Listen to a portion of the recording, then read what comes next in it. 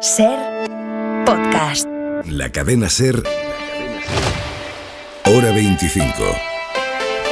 Aimar Bretos. Noche de lunes, noche de Ágora en hora 25 con José Manuel García Margallo. Margallo, buenas noches. ¿Qué tal, Aimar? Carmen Calvo, ¿cómo estás? Hola, muy bien. Y Pablo Iglesias, muy buenas noches. Buenas noches. Y saludo también a Manu Carreño, director del Larguero. Carreño, buenas noches. Hola, Aimar, ¿qué tal? Porque 5 días después de que la cadena SER destapara el caso Negreira, los pagos millonarios del Barça, al que era número 2 de los árbitros españoles, 5 días después, el presidente de la Liga, Javier Tebas, acaba de elevar, y de qué manera, la presión sobre la dirección del Barça. Dice Tebas que si Laporta, el presidente, no puede explicar para qué eran esos pagos, debería irse. De los implicados en el caso Negreira, solo Joan Laporta sigue en activo. ¿Cree que el hecho sería suficiente como para que tuviera que dimitir? Hombre, si no explica bien o más razonablemente por qué lo pagaba, desde luego pienso que sí, ¿no? Yo todavía creo que no se ha dado una explicación razonable a estos pagos, ¿no? Una cosa es que tengan ex árbitros, otra cosa es que tengas ex árbitros que están en el comité técnico de árbitros, ¿no? Tendrá que dar una explicación. Hoy yo, de por qué en su época hizo eso y parece ser que duplicó las cantidades, las tiene que dar él. Desde luego es un tema que me gustaría que se aclarase. Esto dice el presidente de la Liga, Carreño. Bueno, es que lo grave y lo triste es que se va a cumplir una semana desde que la cadena se adelantó esta noticia y no ha pasado nada. En el episodio más grave en la historia de nuestro fútbol no ha pasado nada. Pero empezando por la masa social del Barça, que está muy bien que sean culés y que celebren los títulos de su equipo, pero me sorprende que no pidan explicaciones a sus responsables por la forma en la que manejan los fondos recaudados por ellos mismos para hacer vete a saber qué. Y sobre todo, el Barça dice que va a abrir una investigación. Es al revés. Es al Barça el que hay que investigar. El Barça va a abrir una investigación. ¿Para qué? Si ya sabemos que era todo legal y transparente. Y luego más clubes están pidiendo que algo tiene que pasar. Hoy lo han hecho ya públicamente 2 clubes. El Sevilla lo ha hecho por la mañana y después lo ha hecho también el Español. Y acaba de comunicar el Atlético de Madrid que se suma también a esa idea, pero que deben hacerlo todos de forma conjunta, no de manera individual, sino que todos los clubes del fútbol español deben pedir que se depuren responsabilidades y llegar hasta el final. Estás tocado de la voz, ¿no? No te creas, ¿eh? ¿Tú crees que aguanta? Si no, llamamos a Ángel. Sí, aguanto. Pues lo hizo muy bien. Hombre, Ahora entiendo ya yo te por qué digo. el Madrid ganaba más Champions que ligas. Ah, sí. Claro. Y Aimar Porque del Enrique Pino. Negreira no pitaba en Europa, ¿no? Claro, No manejaba en Europa. A ver, no pasemos por alto que a Calvo le gustó mi a vivir. Efectivamente. Dilo, Carmen, dilo. Aimar del Pino estuvo Ah, muy bien. muy bien. Aimar del Pino, sí, sí. Y Javier Bretos, pues ya no sabemos. Bueno, espectacular, ya lo sabemos. La semana espectacular. que viene lo veremos. Manu, te escuchamos luego. Venga, si Dios quiere. Adiós. Adiós.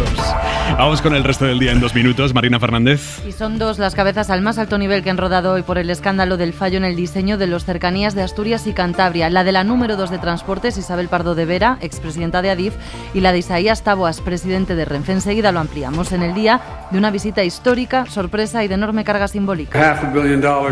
La primera visita de Joe Biden a Ucrania, la semana que se cumple un año de invasión, ha prometido a Zelensky el apoyo de Estados Unidos y otros $500 millones en ayudas. Justo 2 semanas después acaba de temblar de nuevo la tierra en el sur de Turquía, en la frontera con Siria. Terremoto de 6,4 con 3 muertos y unos 200 heridos es el balance hasta ahora, en la misma zona en la que 2 terremotos provocaron hace 2 semanas 47.000 muertos según el último recuento oficial. Y 2 juicios por presunta corrupción con problemas hoy para los principales acusados. Para Francisco Camps, expresidente valenciano del Partido Popular. Me parecería obsceno negar lo evidente. Yo le pedí a Paco Camps que me ayudara. Al que Álvaro Pérez, al que escuchábamos, el Bigotes, ha apuntado en la Audiencia Nacional como la persona que abrió las puertas de la Comunitat Valenciana a la trama Gürtel. Y problemas en Barcelona para Laura Borràs, todavía presidenta de Junts. Contractes d'obra i servei. Su amigo informático ha confesado que fraccionó en contratos menores los 300.000 euros que Borràs le adjudicó presuntamente a dedo en la institución de las letras catalanas y que por cada trabajo presentó presupuestos falsos para simular los de la competencia. ¿Quién le dio esas instrucciones? Le ha preguntado la fiscal y ha sido claro. La senyora Borràs. Aunque Borràs lo niega. El día en el que ha muerto el histórico sindicalista ferrolano Rafael Pillado a los 80 años por culpa del cáncer que le provocó el amianto al que estuvo expuesto en los astilleros de Navantia. La empresa pública fue condenada a indemnizar con 128.000 euros a este hombre que encabezó la lucha de los trabajadores afectados por el amianto en Ferrol. Y un día con una noticia científica importante: por tercera vez en la historia un paciente de VIH se cura de la infección gracias a un trasplante con células madre. En el proceso ha participado el Instituto Catalán de Investigación del SIDA. Manuel Javois, buenas noches. ¿Qué tal, Aimar? Buenas noches. De vez en cuando una buena noticia. Caray, sí. Mira, para los que crecimos en los 80, esos a los que poco a poco deja de pertenecernos el mundo cuando creíamos con 20 años que nos lo apropiaríamos, le va a pasar a todos los jóvenes. Esta noticia, la noticia de que haya ya 3 personas en todo el planeta que han podido ser curadas de SIDA es impactante, de VIH, ¿no? Fue el virus mortal de una generación a la que devoró durante años y años. La peor noticia, una sentencia de muerte en casa para miles de familias por una razón, porque no se curaba.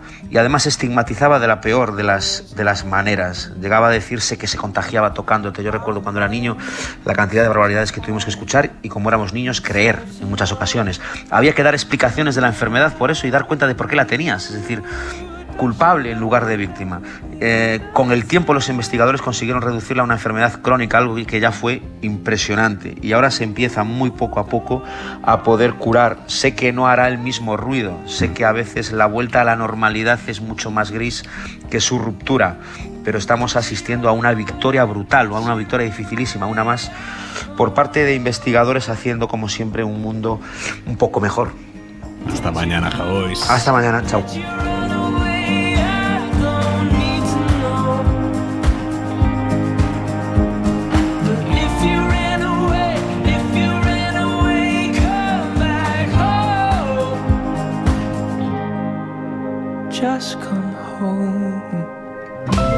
Hora 25. Aimar Bretos.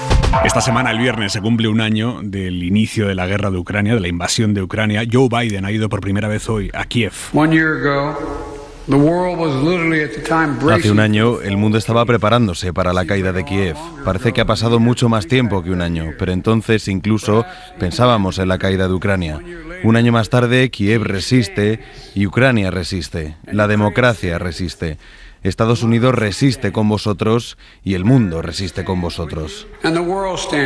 Esto ha dicho Biden al lado de Zelensky en una comparecencia en la que el presidente de Estados Unidos ha anunciado un nuevo paquete de ayudas a Ucrania por valor de $500 millones, que al cambio son unos 470 millones de euros. Aquí en Europa el debate está ahora mismo en cómo seguir suministrándole, más que armamento, munición a Ucrania. Por lo que cuentan los expertos, Ucrania basa parte de su estrategia de defensa ante los avances rusos en un tipo de munición muy concreta, que son los obuses de 155 milímetros de calibre, que para entendernos son balas de cañón muy grandes, de larga distancia, y simplificando mucho la situación, Ucrania está usando este tipo de balas a una velocidad más grande que la capacidad que tienen los países europeos de seguir produciéndolas. De momento hay reservas suficientes, están tirando de eso, pero se está viendo que a medio plazo puede haber un desabastecimiento de ese tipo de balas, y la industria militar europea no tiene capacidad, o dice no tener capacidad, de suministrar o de producir a semejante velocidad. Y dice la industria armamentística: yo no me voy a meter a hacer las inversiones millonarias que necesito para producir esto a grandísima escala si no tengo un compromiso de los gobiernos a largo plazo, para que me compren a largo plazo. Esto es, insisto, simplificando mucho la situación ahora mismo en Europa. Y en este marco, la Comisión Europea prepara una propuesta para comprar conjuntamente nuevos pedidos, o para poner dinero conjuntamente con el que aumentar la capacidad de la industria europea para producir más y más rápido ese tipo de munición. Pero mientras tanto, Borrell, el jefe de la diplomacia europea, ha reunido esta tarde a los ministros de Exteriores europeos y les ha pedido que aporten todas las existencias que tengan de este tipo de munición. Este es el marco en el que nos movemos un año después. Yo os planteo a los tres un año del inicio de la invasión, conclusiones y perspectivas también. Marga, yo empiezo por ti, exministro de Asuntos Exteriores. Vamos a ver, la premisa básica sigue siendo la misma, que un país que es una potencia nuclear, que es Rusia, ha invadido un país que renunció al arma nuclear a cambio de que Rusia y otros países garantizasen su integridad territorial. Eso es lo que se pactó en Budapest en el 94. Yo creo que a partir de ahí es honesto decir que todos nos hemos equivocado en las profecías hace un año. Todos creímos al principio que Putin iba a lanzar una guerra relámpago, operación especial lo llamaba él, que en muy poco tiempo se plantaría en Kiev y pondría un gobierno títere al servicio de Rusia. Eso no pasó. Hubo un segundo plan B que consistió en aislar a Ucrania, cortarle la salida al mar, tanto al mar de Azov como al mar Negro, haciendo de Ucrania una potencia dependiente, puesto que ya no podía exportar ni productos fósiles, ni trigo, etcétera. Eso fue la batalla de Mariupol y la no empezada batalla en Odesa. Eso también fracasó. Y ahora todo apunta a que lo que quiere Putin es consolidar las posiciones que ocupa, recuperar los territorios que conquistó a lo largo de este año y que Ucrania ha vuelto a recuperar, para esperar a sentarse en una mesa. El problema es qué hacemos con eso, es decir, porque Ucrania no puede aceptar una paz a cambio de la cesión de territorios. Estamos hablando de Lugansk, de Donetsk, de Kharkiv y de Zaporozhia. Incluso Zelensky habla de Crimea. ¿Para qué estamos suministrando armamento? Me dicen mis amigos militares, que el armamento que se le está suministrando a Ucrania es para frenar una inminente operación rusa, pero no una operación para romper el frente ruso y recuperar los territorios ocupados. Por tanto, yo creo que esto puede acabar en una especie de empate técnico, en una especie de alto el fuego y en una congelación del conflicto, como asistimos en Corea en 1950, es decir, 2 territorios ucranianos sin paz declarada, sin guerra declarada y en una guerra de trincheras, de vigilancia en este tema. Es decir, que probablemente no haya más muertos, pero eso estará congelado en el tiempo hasta que vuelva a explotar. Pero vamos, después de lo que nos hemos equivocado en Ucrania, cualquiera se atreve a hacer un pronóstico. Yo ya lo he hecho, pero es mi natural osado el que me ha llevado a decir estas cosas. Calvo, tu pronóstico o tu diagnóstico, por lo menos. Hace varias semanas, cuando se produjo la petición de los tanques de los Leopard 2 por parte de Zelensky, yo dije que era inminente en semanas que la guerra entrara ya en otra fase, y lo dije en términos militares. En términos militares, yo creo que hay que seguir apoyando las necesidades armamentísticas que tiene Ucrania. Yo creo que lo que va a hacer la Unión Europea, es hacer algo parecido a lo que se hizo, valga la comparación, con las vacunas, a comprar de manera colectiva y ver cómo se puede fabricar, los déficits de fabricación que hay, porque yo creo que es importante, de alguna manera, como apuntaba José Manuel, que la cosa se quede en tablas, para iniciar otra fase diferente. El asunto, de todas maneras, yo creo que desde la perspectiva de Rusia, desde la perspectiva de Putin, es que Putin inicia un movimiento de invasión de Ucrania pensando que aquello iba a ser fácil y rápido, y yo creo que ahora se ha encontrado con un enfrentamiento mundial, con un conflicto internacional de unas dimensiones abismales.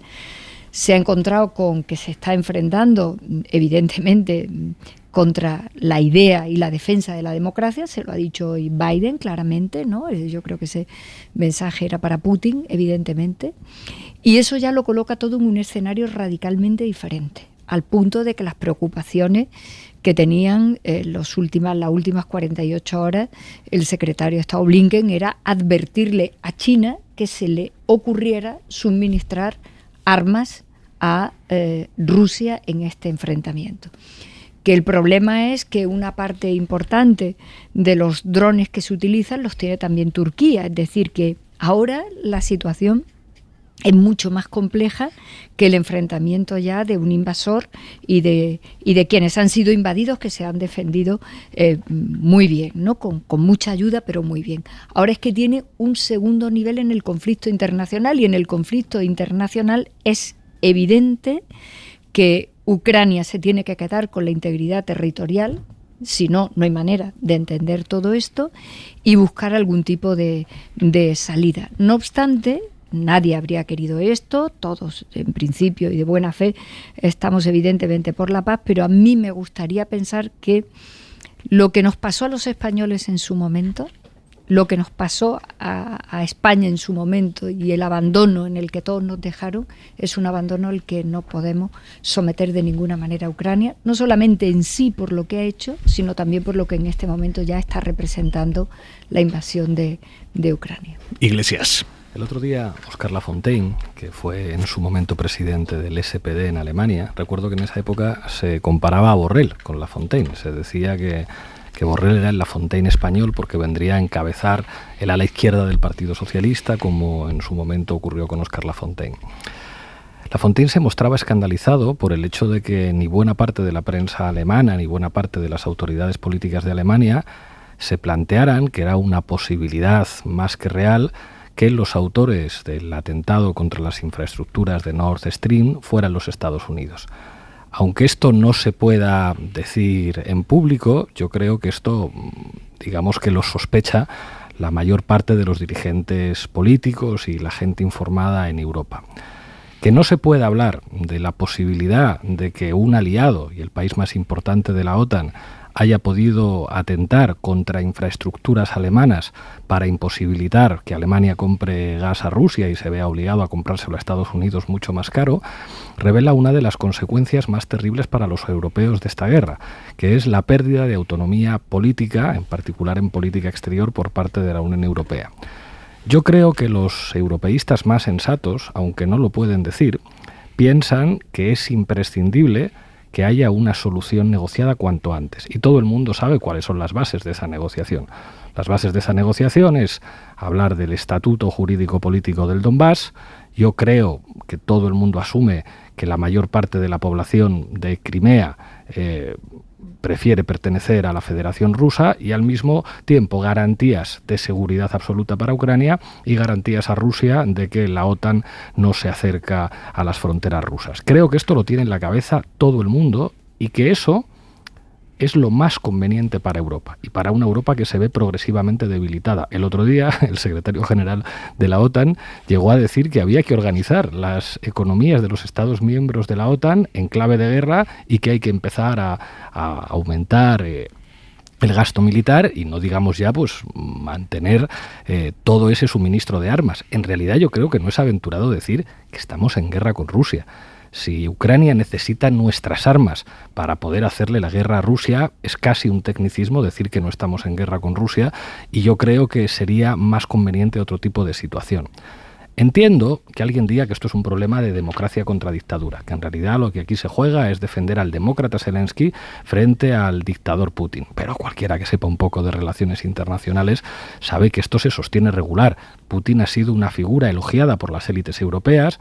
Buena parte de partidos de derecha que gobiernan en algunos países europeos, como Italia, por ejemplo, y no solo, han sido aliados de Putin. Yo creo que el planteamiento de que esto es un problema de dictadura versus democracia no se lo cree nadie. De hecho, se habla poco de los bombardeos israelíes contra Siria después de un terremoto, que también afectan a infraestructuras y afectan a la población civil. Bueno, creo que en un contexto como este, hablar de vías diplomáticas, de negociación y de paz no solamente es hablar de algo deseable en términos de derechos humanos, sino de algo imprescindible para que Europa mantenga una cierta dignidad geopolítica como espacio de poder regional.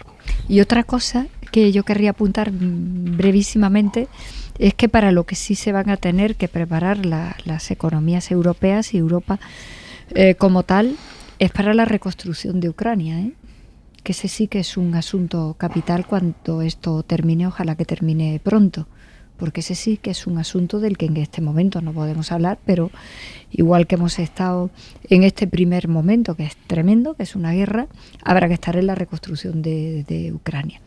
No obstante, yo creo que la defensa de la democracia en términos reales o simbólicos de lo que ha representado Putin para Europa sí que hay que sostenerlo, porque me parece que ese es un eje real. Margallo. Vamos a ver, cinco apuntes muy rápidos. Primero, Ucrania no era una nación y hoy es una nación. Si buscas un parecido, esto es lo que pasó en España en 1808 con la invasión francesa. Segundo, la OTAN, el presidente francés dijo unos meses antes de la invasión rusa que estaba en estado de coma. Hoy está de pie, se van a incorporar dos países tradicionalmente neutrales, Suiza y Finlandia, y Alemania está librando armamento. La ministra Verde, la ministra de Exteriores, dijo estamos en guerra con Rusia. Tercero, el problema geopolítico es que Rusia ha dejado de mirar o de intentar mirar a Europa y va a volcar mirando hacia el este, con lo cual va a ser un aliado objetivo durante mucho tiempo de China, lo cual cambia el equilibrio geopolítico. Europa, yo creo que aquí hay dos consecuencias. muy importantes. Primero, que vamos a tener necesariamente una política de defensa y de industria militar conjunta. El problema no es de más dinero, como dice el secretario de la OTAN. Rusia gasta 55.000 millones de dólares al año en armamento. La OTAN tiene un presupuesto de 1 billón y solo los socios europeos de la OTAN tienen 350.000 millones, 6 veces más. El problema no es tanto de dinero como una política de defensa común. Segundo, como apunta Carmen, vamos a dar un segundo golpe en el salto federal, que es el endeudamiento común. El primero ha sido Next Generation, una emisión conjunta garantizada por presupuesto de la Unión y que se amortizará con recursos propios. Yo ahora, la semana pasada, no estuve aquí porque estaba negociando el informe de la Comisión de Economía de la reforma de los tratados y puse el endeudamiento conjunto. Hubo resistencia de los llamados países frugales y puse como ejemplo la guerra de Ucrania y la reconstrucción de Ucrania. Y dije, esto no lo podemos hacer con aportaciones.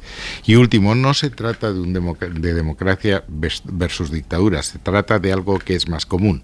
Es decir, de respetar la Carta de Naciones Unidas, el Tratado de Helsinki, el Memorando de Budapest y el Acuerdo de Asociación, que dice que no se pueden violar la integridad territorial y la independencia de los países, sean dictaduras o sean democracias. Por tanto, aquí lo que estamos jugando es si mantenemos el derecho que nos dimos después de la guerra para evitar otras guerras, o lo que hacemos es cargarnos el orden liberal internacional y esto es la jungla. Aquí el que invada puede quedarse con lo que ha hecho y consagramos, es decir, estamos hablando de la Conferencia de Seguridad de Múnich. En el 38 se permitió a Alemania quedarse con los Sudetes. Bueno, opinasen lo que opinasen los Sudetes, ese no era el tema, es que no se podían violar las fronteras. Y ahora parece que vamos a corregir ese error y que estamos dispuestos a hacerlo. ¿Durante cuánto tiempo y para qué? Esa es la gran incógnita. Iglesias. En el 38, en el Pacto de Múnich, se dejó a Alemania quedarse con los Sudetes y con Checoslovaquia. Y se entregó, a España al fascismo. Lo que pasa es que yo creo que estamos en un contexto más parecido al de la Primera Guerra Mundial que el de la Segunda. Es evidente que la invasión rusa de Ucrania es ilegal y que además es un crimen. Pero pretender explicar todo el conflicto bélico únicamente desde ese momento, yo creo que se queda cojo. Todos sabemos lo que significó el Maidán, todos sabemos lo que ha significado el interés de los Estados Unidos por incumplir una promesa a Gorbachov, que era una promesa a Rusia de no acercar la OTAN a sus fronteras. Todos hemos escuchado a Biden diciendo que lo de Nord Stream se iban a acabar y creo que ahora tenemos información suficiente como para llegar a la conclusión de que esta guerra le interesa mucho más a los Estados Unidos en su competición geopolítica con China que a los europeos. Que hayamos tenido que asistir a un atentado cuya autoría no se puede probar, pero creo que no es difícil de deducir quién está detrás de la destrucción de infraestructuras energéticas alemanas fundamentales, creo que nos debería colocar a los europeos en una posición de defender nuestros propios intereses. Esta guerra no va solamente de la invasión rusa, de su ilegalidad y de que sea efectivamente una invasión criminal que está soportando sobre todo el pueblo ucraniano. Hay elementos más complejos que tienen que ver con una actitud y con una política exterior de los Estados Unidos que, a mi juicio, no conviene a los Estados europeos. Creo que a Europa le hubiera convenido tener su propia política hacia Rusia e incluso tener su propia organización militar no subordinada a los intereses de los Estados Unidos. Creo que esta guerra, además, sigue manteniendo elementos de altísima peligrosidad. No se ha producido un relajamiento de la escalada y estamos hablando de una potencia nuclear como es Rusia y de una potencia con apoyos de potencias nucleares como es Ucrania. Creo que poner el acento en las soluciones diplomáticas y en el diálogo y no tanto en el heroísmo de la guerra como hacen algunos dirigentes europeos y en particular el responsable de su diplomacia sería más sensato.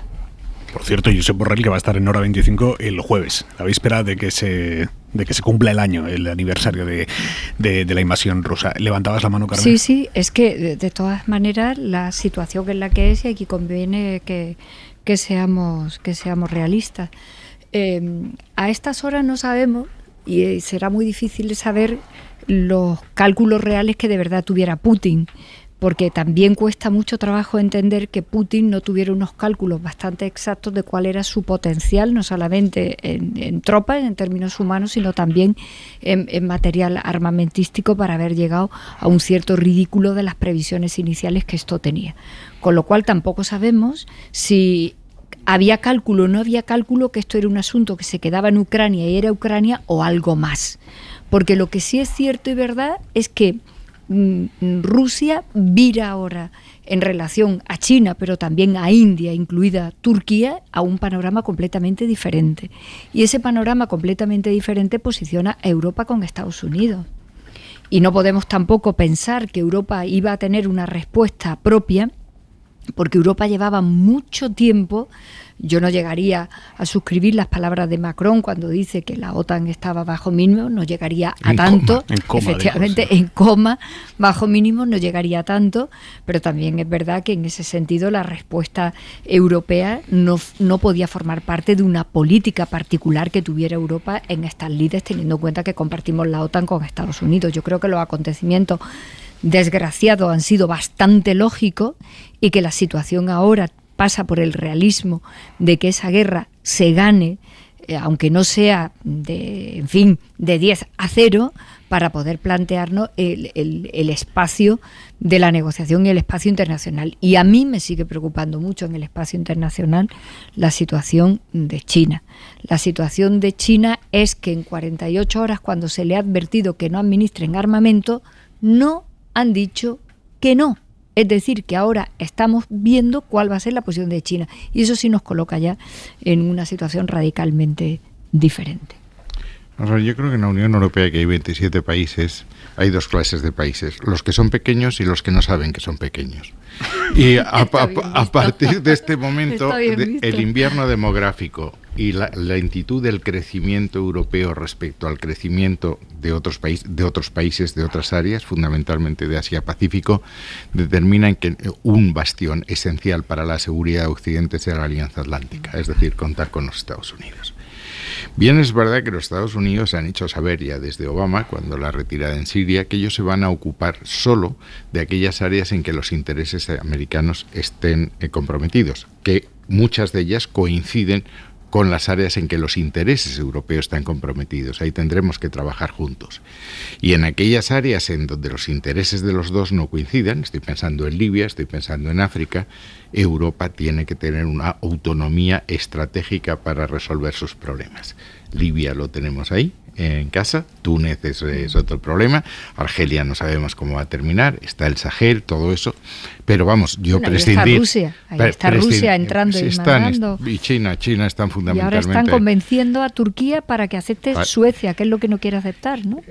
Bueno, ahí tienen un problema con la exposición de Suecia sobre los kurdos. Efectivamente. Entonces, yo creo que Turquía al final doblará. India tiene una posición muy, muy complicada porque sigue siendo aliado de Occidente, pero a la vez está aprovechándose de Rusia, que le está comprando. Turquía con el terremoto tiene una posición diferente. Entonces yo creo que respecto a lo que dice Pablo, que intentar prescindir de los Estados Unidos es equivocarnos.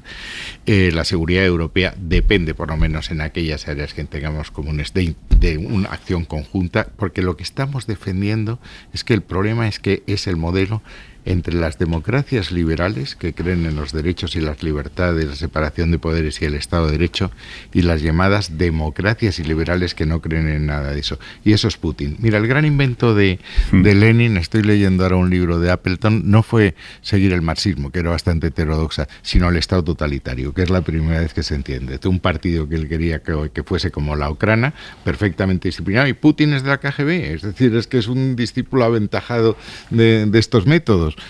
Dulcificado porque hay periódicos, pero no mucho, no muy dulcificado. Iglesias, a mi juicio, venga, rematas que tengo a Javier Ruiz por ahí con noticia. A toda velocidad. A mi juicio, si los republicanos, sea Donald Trump o alguno de los otros candidatos que están a la derecha de Donald Trump, vuelvan a ganar en los Estados Unidos, será difícil afirmar que Estados Unidos siga siendo un Estado liberal. De hecho, Donald Trump era un aliado de Putin y siempre se ha hablado de las buenas relaciones entre ambos. Creo que insistir en que la subordinación de los intereses europeos a los Estados Unidos es algo bueno para la democracia ahora es muy difícil de sostener a la vista de los datos que hay. Creo que la OTAN dejó de tener sentido una vez cayó el muro de Berlín. Después de la caída del muro de Berlín, digamos, eso que nos contaban de que era un baluarte de la defensa democrática, quedó demostrado que nunca fue así. Un baluarte de la defensa de los intereses de Estados Unidos y nada más. Ruiz, perdóname que te hemos tenido esperando. Buenas noches. Y aprendiendo. No te preocupes, por Dios. Uno aprende con el agua, aprende mucho. Vamos a ver, está aquí con nosotros el jefe de economía de la cadena SER para contarnos cómo la ministra Raquel Sánchez ha intentado cerrar hoy ya definitivamente lo que en Asturias y Cantabria se conoce como el FEBEMOCHO, el escándalo de los trenes diseñados con las medidas mal cogidas, trenes que todavía no se habían construido, pero que fueron diseñados con unas medidas incorrectas. Ha existido una demora injustificable, no ha existido mala fe, no se ha malgastado ni un solo euro de dinero público y no se ha producido ninguna situación irreversible. Bueno, Raquel Sánchez ha intentado cerrar hoy este episodio entregando la cabeza política de su hasta ahora secretaria de Estado de Transportes, Isabel Pardo de Vera, y la del presidente de Renfe, Isaías Taboas. Tenía que llevar algo hoy Raquel Sánchez, algo potente, a su reunión de esta tarde con los presidentes de Cantabria y de Asturias, Miguel Ángel Revilla, Adrián Barbón, que son dos presidentes que se la juegan dentro de 3 meses en unas autonómicas y que, pues que llevan semanas haciendo bandera de su cabreo con este tema. Raquel Sánchez tenía que llevar algo, finalmente ha llevado 2 cabezas políticas y ha llevado dinero también, mucho dinero. Vamos a ir por partes.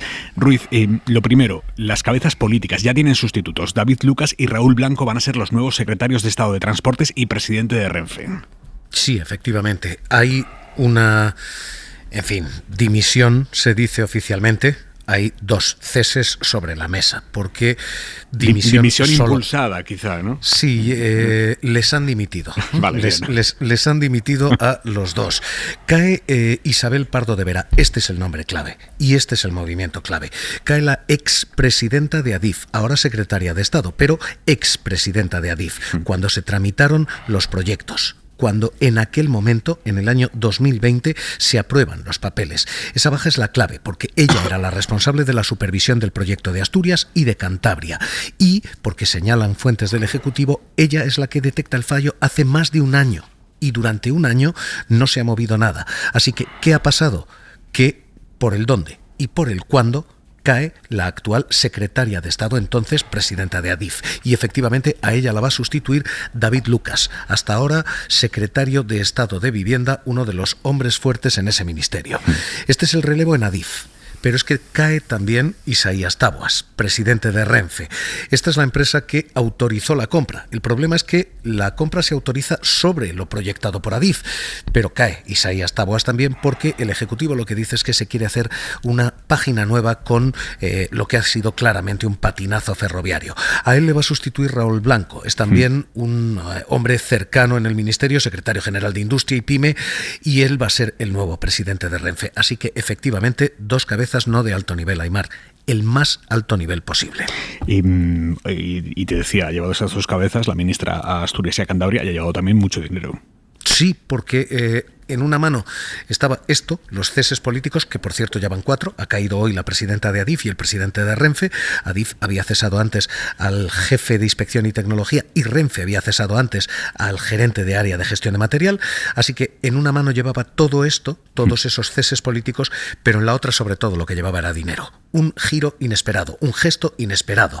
Le va a hacer una transferencia de fondos a las 2 comunidades afectadas, que son Asturias y Cantabria, y ellas pueden disponer de ese dinero para lo que quieran en materia ferroviaria, y han dispuesto ya. Después de esta reunión anuncian que van a ser gratis los trenes de Renfe, Cercanías y FEBE hasta que reciban los convoys definitivos. Eso puede ser hasta 2026, es lo que anunciaba el presidente de Asturias, Adrián Barbón. Se va a garantizar evidentemente la gratuidad no solo de la antigua FEBE, sino también de Renfe, hasta el momento en el que se entreguen los trenes previstos en el actual contrato, es decir, los 38 trenes.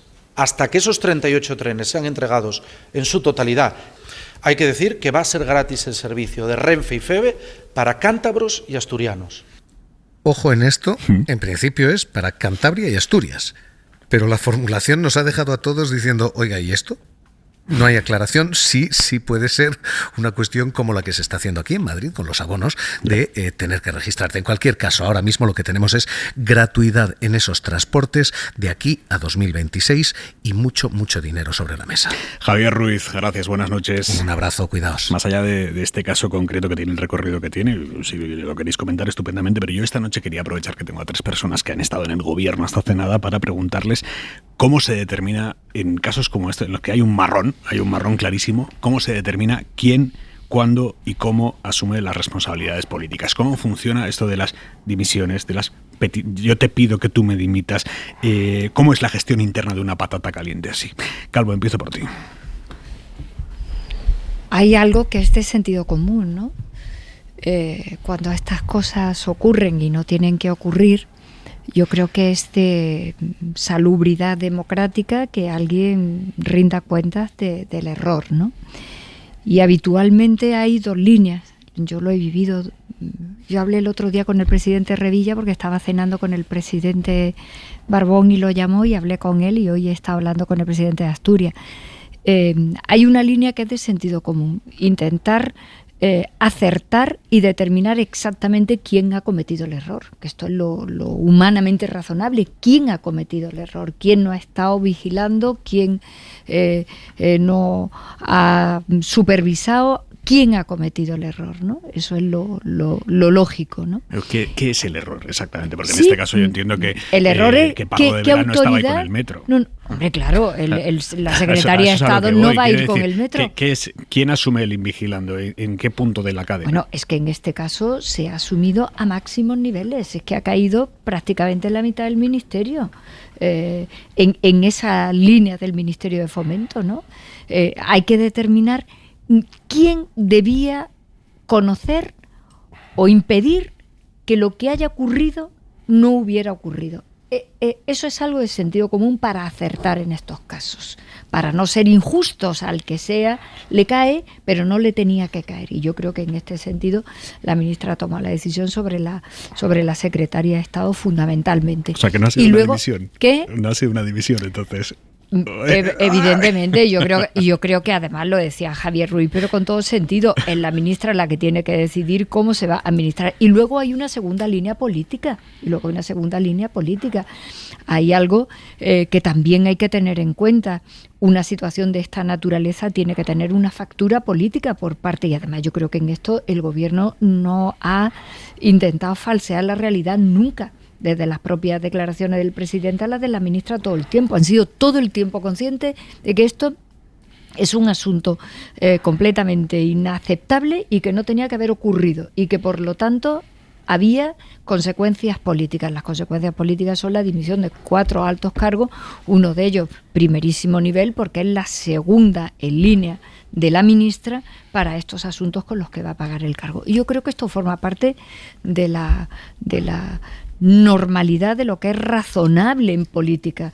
Y yo el otro día cuando hablaba con los 2 presidentes me decían, bueno, es que para nosotros son 2 años de parón de todo esto, que también me parece lógico que de parón de todo esto, que para ir a Cantabria se tardan desde Madrid 4 horas largas, que haya también alguna vía de salida para los propios ciudadanos, que son los que se van a ver afectados. Pero ¿cómo estabas cenando con Barbón y pusisteis a Revilla en manos libres?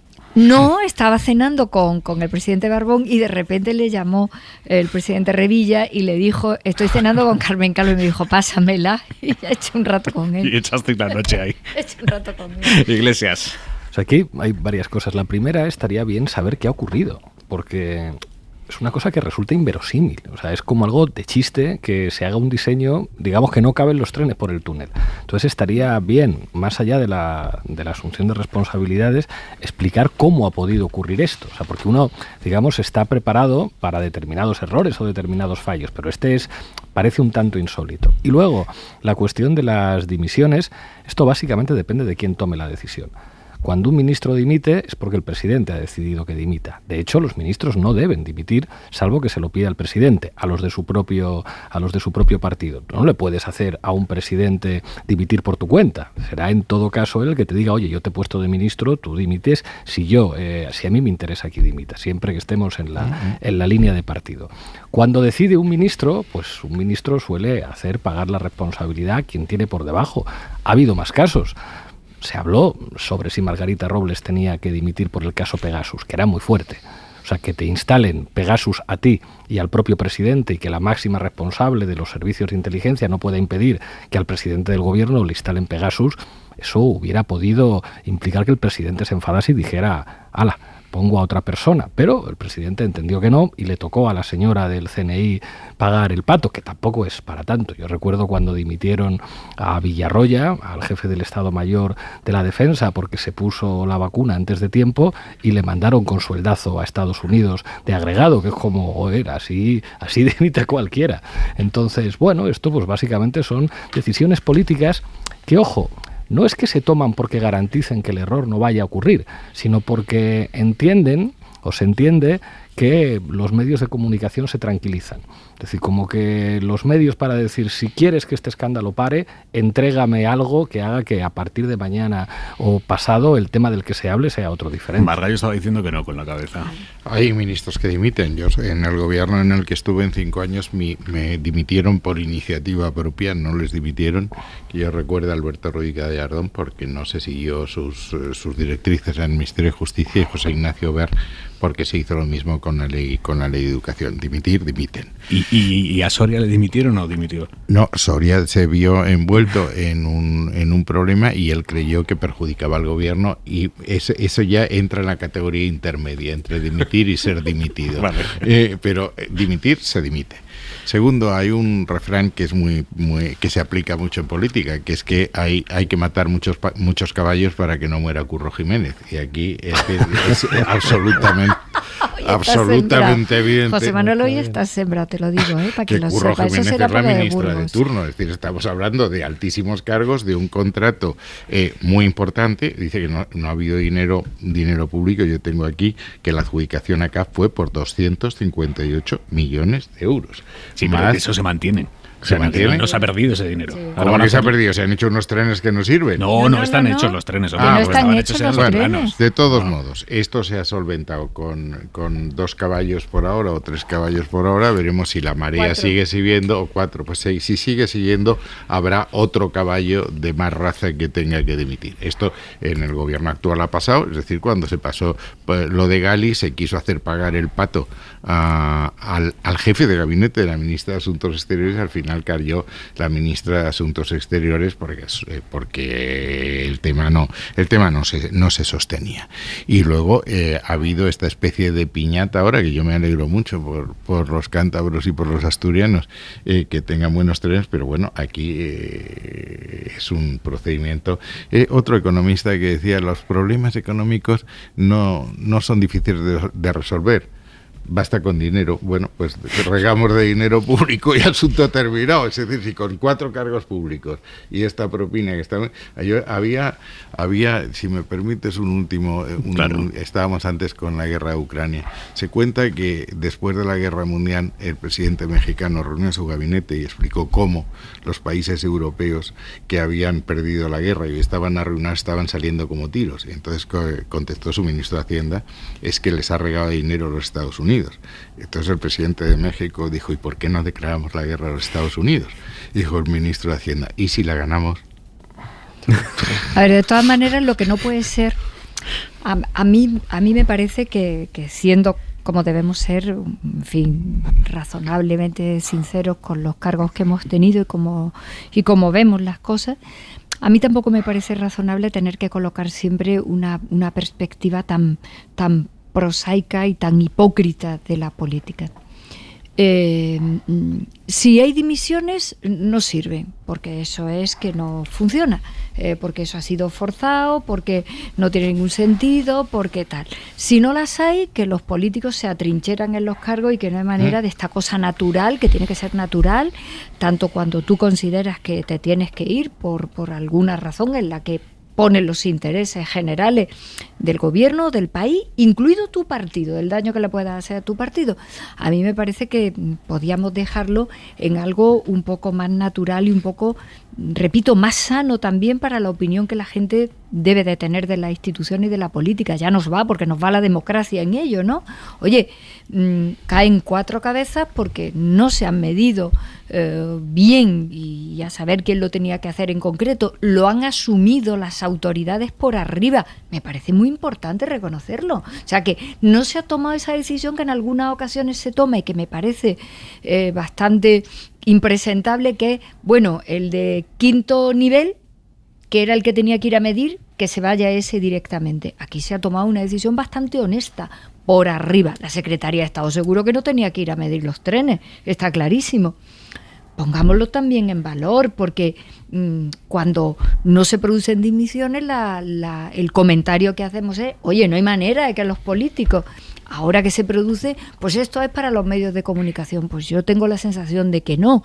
Esto es para que quede claro que todo no vale, y que cuando hay equivocaciones tan terribles como esta, que van a retrasar 2 años un servicio tan importante para esas 2 comunidades autónomas, pues hay consecuencias. Yo prefiero pecar en esto de bien intencionada y que la gente entienda que tenemos que contribuir todos también a sostener las instituciones y el buen nombre en general de cómo funciona el Estado, porque si no es que vamos por muy mal camino, que es que han caído 4 cabezas por ¿Qué es esto? lo que más os molesta de los comentarios de la opinión pública acerca de los políticos y de las instituciones? Veo que este es algo que a mí me ti te importa toca esto mucho. Yo lo he sacado aquí en muchas ocasiones porque creo que en la política hay una inmensa mayoría de gente de manera casi romántica, que por pasión nos gustan las ideas, nos gusta el espacio público, la gestión de las cosas públicas. Llamémosle aquello que vi hace poco en Babylon, en la película de Brad Pitt, que alguien decía, no lo aplicaba a la política, pero decía: yo quiero que mi vida sea un poco más grande que solo yo. Bueno, pues algunos estamos en política por estas razones, y hay mucha gente, y es trabajoso y requiere mucho tiempo de tu vida, y tu vida tiene también muchos cambios como consecuencia, y todo eso hay que valorarlo. Y a mí me preocupa fundamentalmente por la gente más joven, porque a la gente más joven hay que decirle que vengan los mejores a esto, que vengan los mejores a ser las alcaldesas y los alcaldes, que vengan los mejores a los ministerios, que vengan. El otro día sacamos el debate si estaban bien o mal pagados. Junto con ese debate hay que decirle que vengan también los mejores a esto. Y para hacer eso hace falta que en alguna de estas líderes en las que hoy estamos le pongamos también un poco de nobleza al asunto. Han caído 4 personas por esto, han caído 2 cabezas fundamentales de toda la línea de transportes de ese ministerio. A mí me parece que está bien. Iglesias. A mí que se critique a los políticos me parece bien, y que los políticos estén sometidos a una obligación de rendición de cuentas, a una accountability estricto, me parece bien. Lo que no me parece bien es que haya otros sectores del poder que sean supuestamente intocables.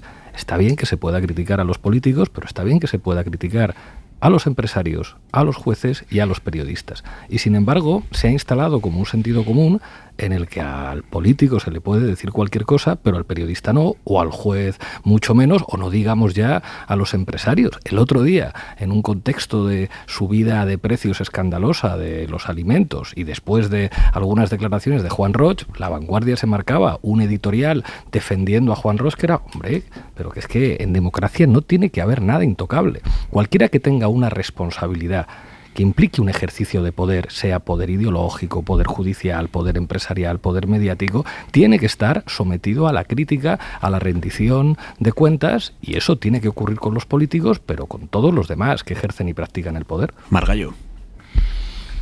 No, a mí que se ejerza la crítica, eso es la democracia, pero es decir, depende cómo se ejerza la crítica. Yo honradamente creo que los adjetivos que dedicaron a Juan Roig eran, por decirlo de alguna manera, excesivos, ¿no? Pero que vengan los mejores. Mira, una de las pocas cosas que que ha hecho bien Macarena Olona últimamente es publicar su nómina como abogado del Estado. Gana mucho más un abogado del Estado o un inspector financiero y tributario en su puesto normal que el presidente del gobierno o el ministro de Hacienda, que es su superior jerárquico. Y el otro día estábamos hablando de eso y pensando en la semana, digo, la comparación no es 2 o 3 veces el salario medio, no. La comparación es lo que gana un ejecutivo en una empresa alta, en un puesto de dirección, porque tiene mucha más responsabilidad el presidente del gobierno que el presidente del Banco de Santander durante 4 años, pero es indudable que tiene más. Y si quieres traerlos, tendrás que pagarlos y tendrás que revestir de un poco de prestigio la política. Es decir, que aquí cualquier ciudadano pueda insultarte gratis en la madre. Me has citado antes un ministro, no voy a repetir el nombre, que cuando llegaba a una cola le llamaban de todo. Y claro, se volvió un día a su escolta y dice, oiga, ¿yo tengo que aguantar esto? ¿Tengo que tolerar esto? ¿Quién fue? Yo no te lo voy a decir. Venga, hombre. No te lo voy a decir. Además, hay momentos en que doy mucha más gloria a Dios callando. Hablabais de traer a los mejores a política y yo te quiero preguntar, Margallo, si honestamente quiero saber tu lectura del episodio de Antonio Cabrales, el economista muy prestigioso que el Partido Popular propuso para ser consejero del Banco. Déjame un segundo que se lo cuente a los oyentes, que quizá no todos estén al pie de la calle. El Partido Popular propuso a este hombre, Antonio Cabrales, como consejero del Banco de España. El Consejo de Ministros llegó a nombrarlo, pero ese día un medio de comunicación publicó que Antonio Cabrales en su día había firmado un manifiesto de apoyo a Clara Ponsatí, que es una de las exconselleras catalanas fugadas de la justicia, y Cabrales firmó el manifiesto de apoyo a que se reincorporara a su cátedra universitaria en Escocia. Entonces, a Cabrales se le sometió a una investigación prospectiva completamente, se encontró eso, se le sacó y el Partido Popular al segundo más alto nivel terminó llamando a Cabrales de tienes que dimitir porque es inasumible que tengas esta carta de tu pasado. Claro, si a los mejores les decimos te vamos a someter a un escrutinio que vamos a mirar hasta tus calzoncillos, ¿de verdad terminamos trayendo a los mejores o los terminamos expulsando? Vamos a ver, el Partido Popular lo que quiso hacer, no salió bien, pero quiso hacer, es un ejercicio de decir, vamos a nombrar personas independientes, no a un militante del partido, que créeme que los tenemos que podían haber sido ocupado ese cargo. El que lo ocupaba antes es el que ha escrito conmigo un libro, que es Fernando Villazo. Es decir, que podíamos haber renovado a Fernando Villazo. Se quiso hacer un ejercicio independiente y se preguntó en los ambientes cercanos, muy cercanos al Banco de España, y quién era la persona, y se nos dio ese nombre del que no teníamos ninguna referencia política.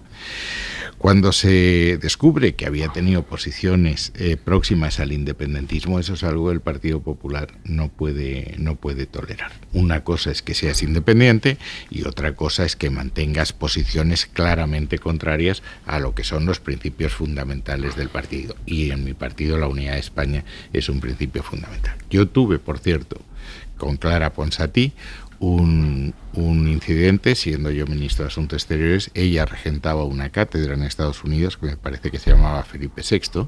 Cuando me preguntaron si había que renovar a Clara Ponsatí, dije claramente que no. Y en Cortes me preguntaron en la sesión de control si yo había hecho eso y dije naturalmente. ¿O es que creen ustedes que a mí me han nombrado ministro de Asuntos Exteriores para ayudar a dinamitar España? El presidente me dijo, hombre, ha sido demasiado tajante. Digo, ¿qué explicación quieres que dé? Yo no tengo ni nada en contra de Clara Ponsatí, pero no voy en la medida que yo pueda, no voy a permitir que una cátedra en Estados Unidos sea una plataforma del independentismo. Es así de sencillo. Que puedes estar de acuerdo o puedes no estar de acuerdo, pero ese es el tema. Insisto, se quiso buscar una persona independiente, no un militante del partido, para dar un gesto, hacer un gesto.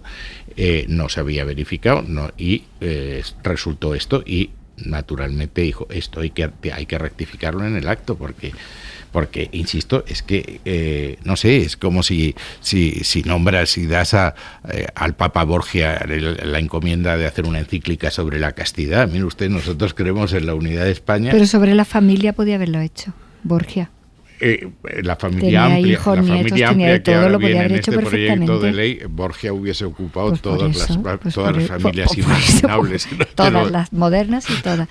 No, a ver, Partiendo de que en democracia la libertad de expresión y por tanto el posicionamiento crítico que uno pueda mantener, generando opinión pública como es lógico, es fundamental para el modelo, yo creo que el plus de control que tenemos que tener los políticos tiene que ser más alto.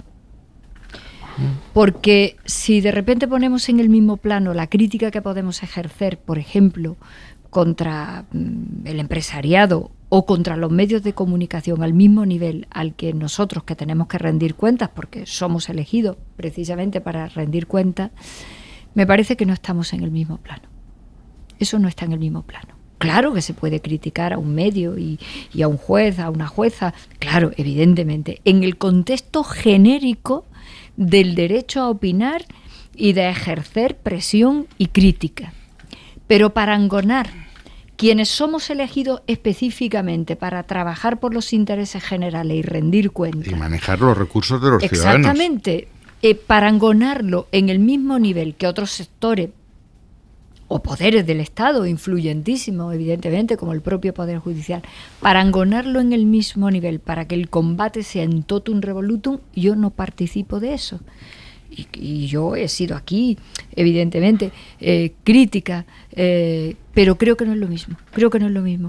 Creo que así como la representación institucional del Estado en todo su nivel la tenemos los cargos públicos honrosamente, para bien y también en el lado en el que somos sometidos a crítica, eso no es lo mismo que el resto de lo que llamamos poderes reales, poderes fácticos, a la hora de someterlo a la crítica. Creo que no.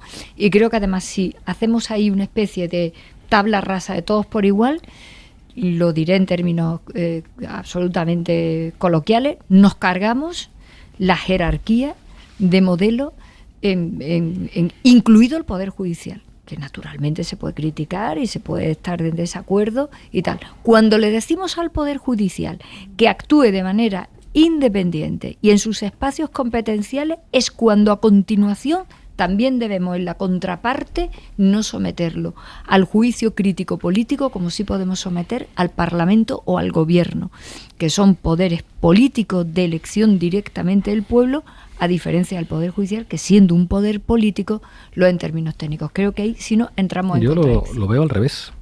O sea, creo que hay diferentes formas de tener poder.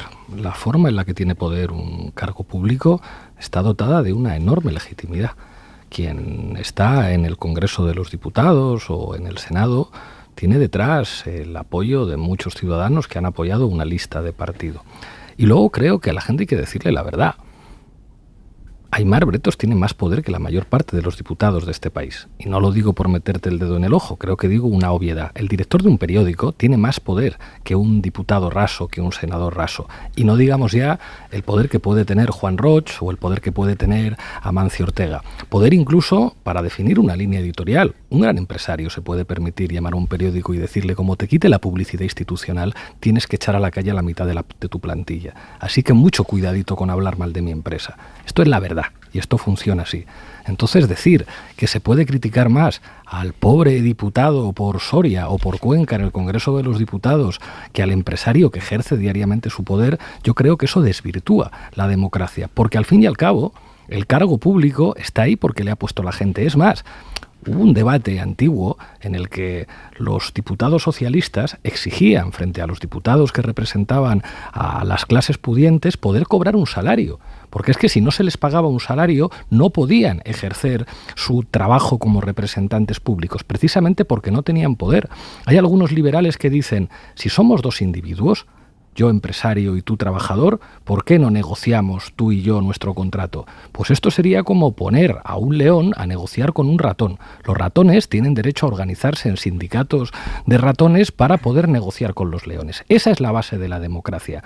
Un discurso que yo entiendo que puede ser muy seductor hacia el poder. Decir, oiga, yo soy un político que no me voy a meter ni con los empresarios, ni con los jueces de ultraderecha, ni me voy a meter con los periodistas, así que trátenme todos bien, ya pegan ustedes a los de Podemos, que a propósito de las cosas que se hacen, Conmigo tengo claro que ha funcionado. Una de las razones por las que yo nunca volvería a la política de cargo público es porque quiero mucho a mi familia y no voy a volver a someter a mi familia a lo que tuvo que pasar cuando yo estaba en la política activa, que la mafia funciona contra cargos públicos. Pero precisamente por eso creo que hay que tomar conciencia de que quien merece la crítica es quien tiene el poder y quien lo ejerce. No necesariamente merece más crítica el que tiene el apoyo ciudadano para defender los intereses de la gente. Sigo... Brevísimamente, Carmen, que me tengo que ir a publicidad. Sigo defendiendo la posición porque le ha costado al Estado de Derecho 200 años alcanzarla. Al final los 350 diputados llevan una ley al BOE. Y si no se someten a ningún tipo de presión, que no es lo suyo, es con su partido, y es un gobierno con sus 15 o 20 ministros o los que sean, quien coge un proyecto de ley de manera absolutamente soberana y legítima y toma decisiones que le afectan a los medios de comunicación, que le afectan a los jueces y que le afectan al empresariado. Y mantener esos espacios me parece que es mantener lo que a la democracia le ha costado muchísimo trabajo. Que luego hay una parte de la realidad que funciona en ese formato, claro, yo también soy realista, me doy cuenta de las cosas, pero decir que todo eso está en un mismo plano, no. Al final, algo va al BOE y le obliga a cumplir a todo un pueblo cuando se han pronunciado los diputados o los senadores o las senadoras. Y cuando un gobierno... Es que si no, de repente, ¿la democracia en qué consiste? Marga, yo tengo 20 segundos. Vamos a ver, un ejecutivo responde a los accionistas porque maneja su dinero. Un político puede tomar decisiones que afectan a la vida de todos los ciudadanos y administra los recursos que los ciudadanos ponen en su mano. Por tanto, tiene un plus de responsabilidad y un plus de necesidad de dar cuentas de lo que hace, porque está gestionando el dinero del dinero de los demás. Eres un mandatario. Hora 25. Aimar Bretos. Estamos hablando de políticos, de periodistas, de jueces. Bueno, hay noticias relacionadas con Iglesias, por cierto, por parte del juez del caso Neurona, que investiga supuestos pagos de Podemos a una consultora, la consultora Neurona, a la que abonó supuestamente 363.000 euros por trabajos durante las campañas durante la campaña de las generales del 19. El juez de este caso ha reconocido que incluyó por error en varios escritos a Pablo Iglesias dentro de la lista de investigados. Lo ha publicado esta noche El País. Iglesias nunca ha estado imputado en esta causa, pero en algunas resoluciones el juez Escalonilla sí que lo incluía en la lista de investigados que encabezaba esos escritos, en el encabezamiento. De hecho, basándose en esas providencias, algún medio de comunicación, alguna página web, escribió: el juez investiga a Pablo Iglesias por el desvío de fondos públicos. Bueno, ese día, según explica El País, Podemos preguntó al juez por qué aparecía Iglesias en esa lista y Escalonilla, el juez, respondió 2 semanas después reconociendo que se incluyó a Iglesias indebidamente, y la frase literal es: no siendo parte en el procedimiento Pablo Iglesias y habiéndose incluido indebidamente en el encabezamiento de las resoluciones, procédase a subsanar dicho extremo. Bueno, hay alguien en Twitter ahora que no es simpatizante nuestro que dice: todo hay que decirlo, Iglesias y Podemos fueron objeto de una operación de acoso y derribo ejecutada por funcionarios del sistema de justicia, el lawfare existe. Lo dice un tuit, yo no podría decir algo así porque me la estoy jugando. Los hechos son que el juez Escalonilla abrió más de una decena de causas, que todas fueron cerradas y archivadas, pero que sirvieron para crear un ambiente mediático. Básicamente, las acciones judiciales contra nosotros han acabado todas archivadas, pero han servido para llenar horas y horas de telediarios, de tertulias y abrir portadas de periódicos. Y eso contribuye a generar un estado de opinión. ¿Qué más da que tú no tengas una cuenta en Granadinas y La Sexta informa durante horas y horas y horas de que podrías tenerla? Eso es una manera de ejercer el poder contra la democracia que se ha aplicado contra nosotros de una manera indigna, y creo que, bueno, pues este caso clama al cielo. Pero a mí, ¿qué más me da? ¿Qué más me da ahora que aquí podamos hablar unos minutos de esto, si durante horas y horas, días y meses se ha contado a los ciudadanos que éramos unos delincuentes? ¿Qué más da que todo se archive? ¿Vais a tomar alguna medida en concreta por este caso? No sé ni si procede, ni si cabría, no lo sé, pero... Un amigo que es juez me dijo: es prácticamente imposible en España que a un juez que prevarica le condenen por prevaricación. Eso es prácticamente imposible que ocurra. Tienen que darse casos muy extremos. Lo del juez Alba, por ejemplo, que está en la cárcel por una operación de lawfare contra Podemos, contra Victoria Rosell. Pero es una excepción que confirma la regla. Yo creo que en estos últimos años creo que se ha hecho visible una realidad que nos habla de figuras muy poderosas, con mucho poder dentro del Estado, que han trabajado de manera ilegítima e ilegal para reducir al mínimo las opciones de una fuerza política que les incomodaba. Lo que hemos visto con la policía patriótica, pero lo que hemos visto también en esas conversaciones de Villarejo con periodistas muy importantes, creo que pone encima de la mesa que en España opera una mafia que trabaja para alterar los resultados de la democracia. A ver, sobre resultados electorales. Esta semana se cumple un año desde que el PP pasó a cuchillo político a su entonces presidente Pablo Casado y se puso en manos de Alberto Núñez Feijóo. La cuestión es si es entendible que el 1 de abril, cuando morían en España 700 personas, se puede contratar con tu hermana y recibir 300.000 euros de beneficio por vender mascarillas. Esta frase fue, en resumen, lo que terminó de matar a Pablo Casado, el hacer públicas sus sospechas de corrupción por parte del hermano de Ayuso, sin pruebas que sostuvieran esas sospechas de corrupción. Estas palabras de Casado las pronunció en una entrevista en la COPE y está publicando El País este fin de semana y hoy los WhatsApps que le mandaron en ese momento altos cargos del partido, altos cargos del equipo de Casado, elogiándole por denunciar todo aquello, como Cuca Gamarra, que le escribió: gran entrevista con claridad, seriedad y verdad. Bueno, a los 2 días Cuca Gamarra le había dado la espalda a Pablo Casado y ahora es secretaria general de Feijóo. Y le han preguntado hoy por ese mensaje en Radio Nacional a Cuca Gamarra y ella ha contestado así. Fueron momentos complicados, muy complicados para todo el Partido Popular, pero creo que hicimos lo que teníamos que hacer y además, sobre todo, actuamos rápido y hoy los españoles tienen un partido que está centrado solo en sus problemas. Hicimos lo que teníamos que hacer. Margallo, ¿las lealtades en política son líquidas o qué son? Yo diría que son casi gaseosas, pero aquí lo que pasó es que Ayuso, que fue una designación personal de Pablo Casado, empezó a cobrar un vuelo que resultaba excesivo para algunos de sus competidores, no necesariamente Pablo Casado. Ella pidió ser presidenta regional del partido en Madrid, como el resto de los presidentes de las comunidades lo son en sus comunidades, y se le negó. Llegó la moción de censura en Murcia. Ayuso aprovecha para convocar unas elecciones en Madrid y tiene un resultado espectacular. Y cabalgando sobre este resultado vuelve a reclamar la presidencia regional. Entonces ya la amenaza parece que es más evidente para algunos del entorno de Pablo Casado y empieza una guerra. Yo creo que fue muy poco inteligente. Mi tesis es que Casado debía haberlo cogido del brazo y haberse presentado con ella en todas partes diciendo: esta es mi criatura y yo soy el responsable de esto. Cuando se empieza esta guerra sucia contra Casado, contra Isabel Díaz Ayuso, todos los que estaban en el comité de dirección y muchos más que estábamos en el partido estábamos convencidos de que había una prueba seria de que había habido una anomalía, una anormalidad en el contrato a nombre de su hermano. Cuando se preguntó, ¿pero dónde están las pruebas?, resultó que allí no había ninguna prueba.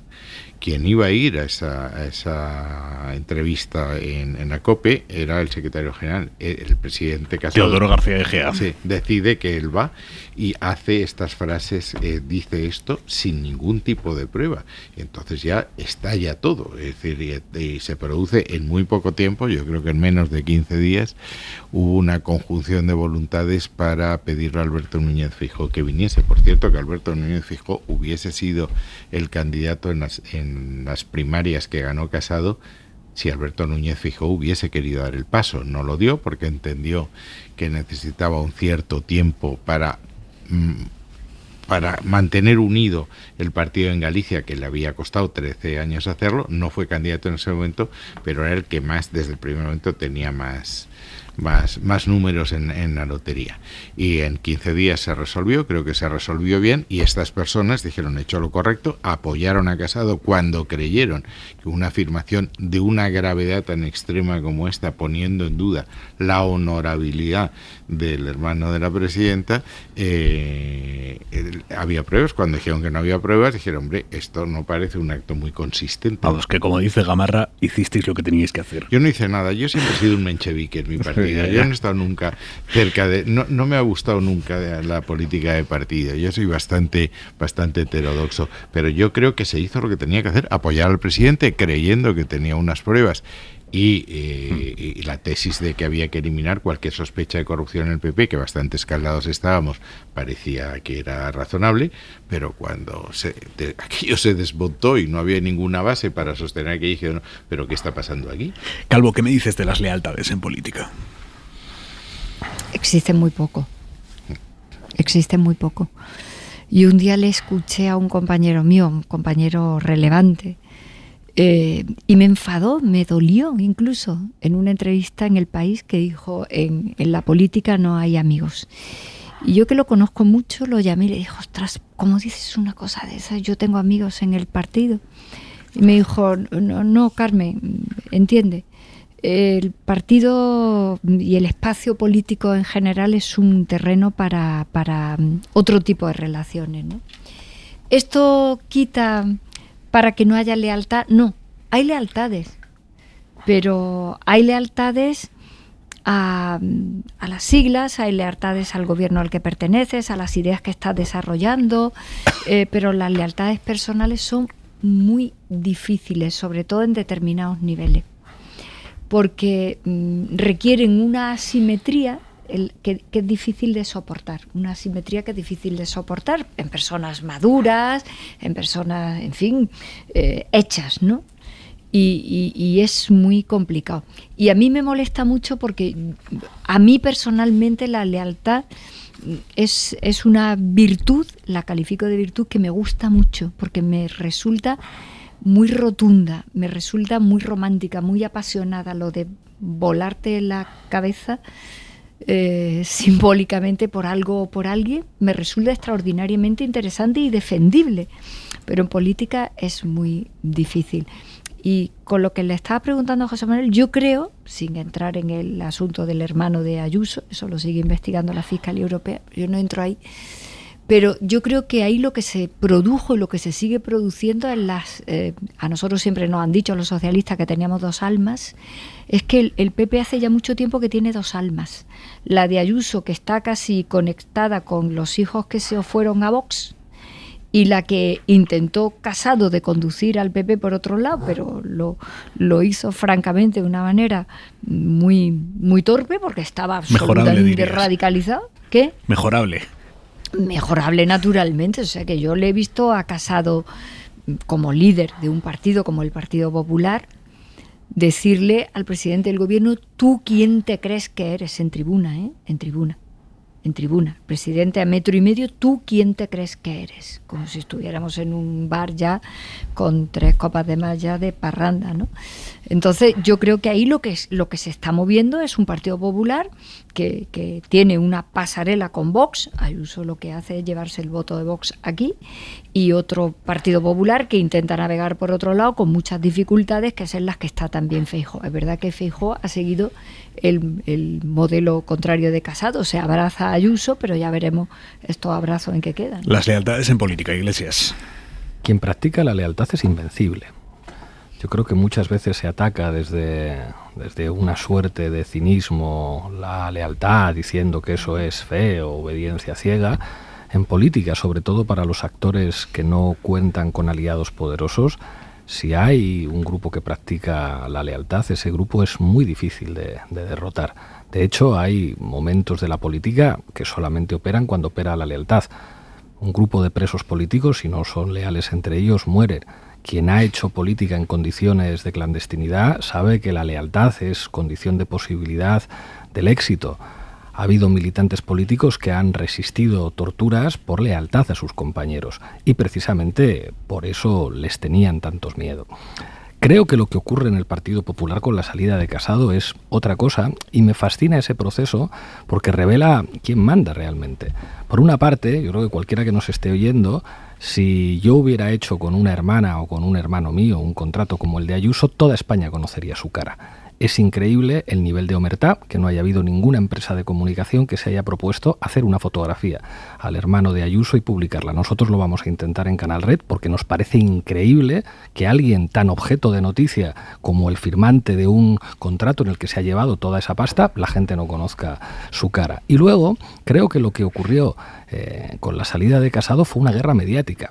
Los que creían saber de partidos decía, tú no vences a un secretario general y a un secretario de organización que tiene unos estatutos en la mano. Y es como los estatutos no valen nada si tienes a Jiménez Los Santos en contra. Y hay que escucharle de vez en cuando para saber quién manda en la derecha. Y ver cómo se posicionó el diario El Mundo, cómo se posicionó Los Santos, cómo Maruenda empezó a cambiar en cuestión de horas en La Razón, y a la derecha mediática le duró Casado 2 telediarios literalmente.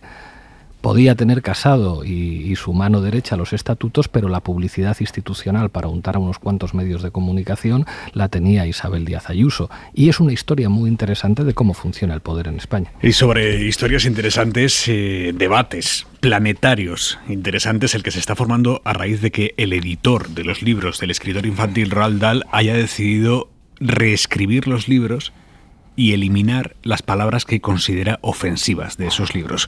Si el autor escribió, por ejemplo, que uno de los personajes de Charlie y la fábrica de chocolate era gordo, ahora va a poner que es enorme. Y así muchos otros casos. La editorial ha contratado a lo que llama lectores sensibles para que reescriban fragmentos de esos textos.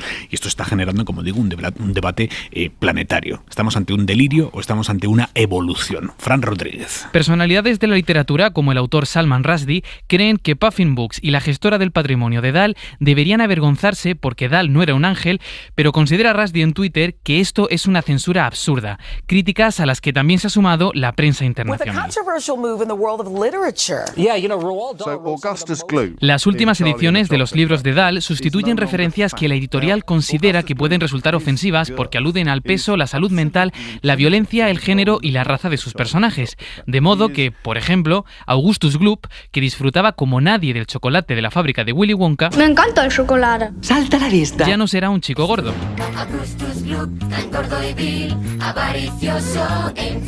Sino un chico tan enorme que parece que haya sido inflado por una poderosa manguera.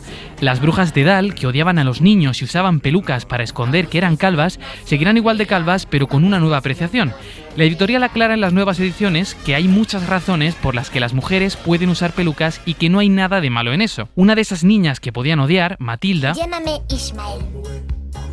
Hace unos años pasa de hacer sus viajes literarios con autores exclusivamente masculinos, ya sea en veleros con Joseph Conrad o a África con Hemingway, para disfrutar también del siglo XIX de la mano de Jane Austen. La Roald Dahl Company asegura que ha realizado todos estos cambios para asegurarse de que todos puedan seguir disfrutando de unas obras que se escribieron con una mirada distinta, la de la época en la que fueron escritos. Gracias, Fran. ¿Evolución o delirio? Calvo, brevísimamente los tres, por favor. A mí me parece que un bucle de revisión retroactiva nos conduce a un sitio muy loco. Las cosas ocurren en un tiempo, hay que respetarlas en ese tiempo y tenemos fuerza suficiente como para saber que estamos en otro tiempo con otros valores diferentes. ¿Margallo? A mí me parece un delirio. Es decir, cuando uno es gordo y cuando come mucho chocolate se pone gordo, no se pone enorme. Enorme es otra cosa. Iglesias.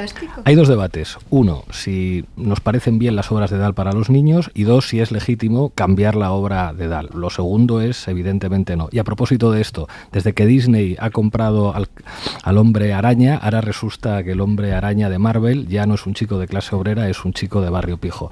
Los cambios normalmente son terribles. Punto y 25. Soledad Gallego Díaz. La cultura de la cancelación, dispuesta a suprimir todo aquello que le pueda parecer ofensivo o no inclusivo en la literatura y en las artes, ha dado un nuevo y estúpido paso.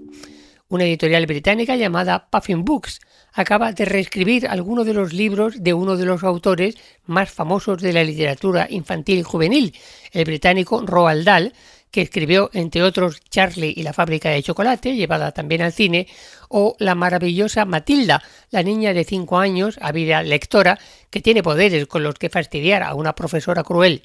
Los partidarios del lenguaje inclusivo decidieron, por ejemplo, que Dahl no debía escribir que un niño estaba gordo, así que han cambiado la palabra por enorme. Y Matilda ya no lee a Joseph Conrad, sino a Jane Austen, por eso de la inclusión. Dahl, que fue muy irreverente, debe estar revolviéndose en su tumba, pero quienes deberían estar realmente avergonzados son los responsables de esa editorial y los herederos del escritor que han consentido semejante estupidez. En España, la obra de Dahl está publicada por Alfaguara Infantil y Juvenil. Guarden sus libros, los originales, como oro en paño, no vaya a ser que resulten los últimos que de verdad escribió Dahl. pone los pelos de punta que se decide a suprimir palabras de cuajo porque puedan molestar a alguien. Punto y 25. Nos vamos, Carmen Calvo, Pablo Iglesias, José Manuel García Margallo, hasta el lunes que viene. Cuidaros hasta el lunes. Gracias, hasta el lunes. Descansen, hasta mañana. ¿Cómo adiós. se llamaría el jorobado de Notre Dame? Hasta mañana, venga, adiós. Suscríbete a Hora 25.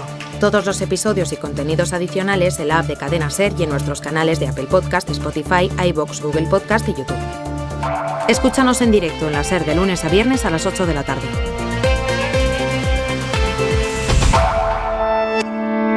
Cadena SER. La radio.